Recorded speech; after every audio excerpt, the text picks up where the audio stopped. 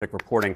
Joining me now is the top Democrat on the House China Select Committee, Congressman Raja Krishnamoorthi. Congressman, thank you so much for being with us. We've got lots to discuss on this really important day. I want to first get your reaction to the outcomes of today's summit at Camp David. Why is it so important to create this partnership, which in effect counters China?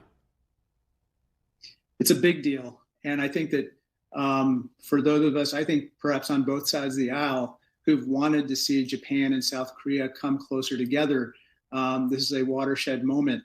Obviously, there's the annual trilateral leader summits, the annual military exercises, the hotline that's been set up.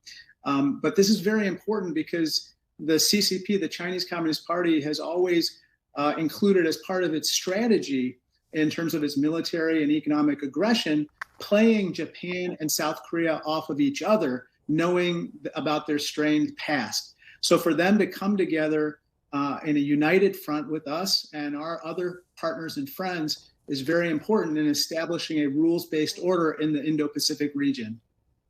Congressman, as we were just talking about with Arlette, the president has been downplaying how much this summit is about China. The other two leaders did as well. Would you like to have seen more forceful language in light of some of the growing aggression that we're seeing from Beijing?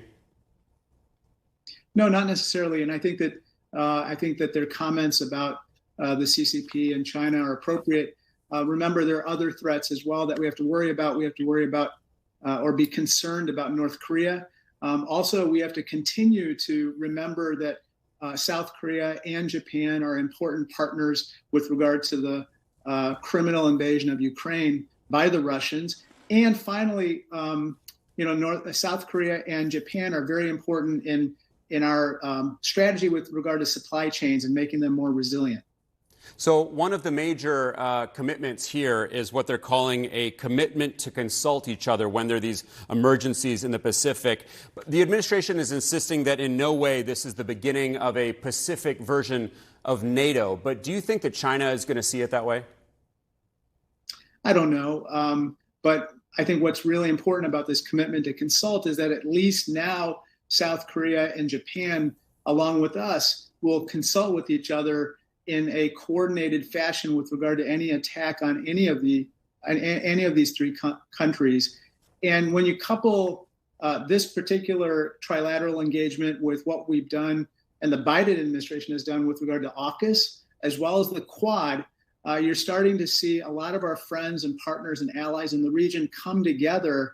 And again, that is something that the Chinese Communist Party is very, very concerned about, as they should be, because they like to see division between us and our friends and partners as they continue with their military and economic aggression. So in light of that, in light of the U.S. growing closer to all those countries that you mentioned, all those alliances that you just mentioned, how do you see China responding, particularly when it comes to those tensions around Taiwan and the South China Sea? Well, I think they're going to continue with their rhetoric. And I think that we saw some interesting comments come from Wang Yi, their foreign minister today. But in terms of other measures, I'm not sure what they would do. Certainly, they could potentially consider economic steps or retaliatory measures. But then again, the Chinese economy is in a tailspin right now. They have 22% youth unemployment. They're on the verge of deflation. And of course, there's a demographic free fall where their population is falling.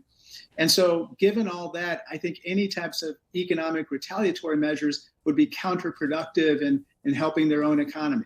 Congressman, we just have a couple moments left, but I have to ask you, in light of the fact that this presidential campaign is fully underway, do you think that this agreement today at Camp David is concrete enough to last if there were a different administration, a Republican administration elected in 2024? Yes, I think that this is something that Democrats and Republicans would welcome, and I think that it's something to sing about. I remember President Yoon saying American Pie at the last summit out of jubilation at the last summit. I think it'll be interesting to see if they have a trio singing together, but this is something that I think everyone can applaud. Yeah, that was quite a performance. Congressman Raja Krishnamoorthi, thanks as always for your thoughts. Appreciate you joining us tonight. Thank you.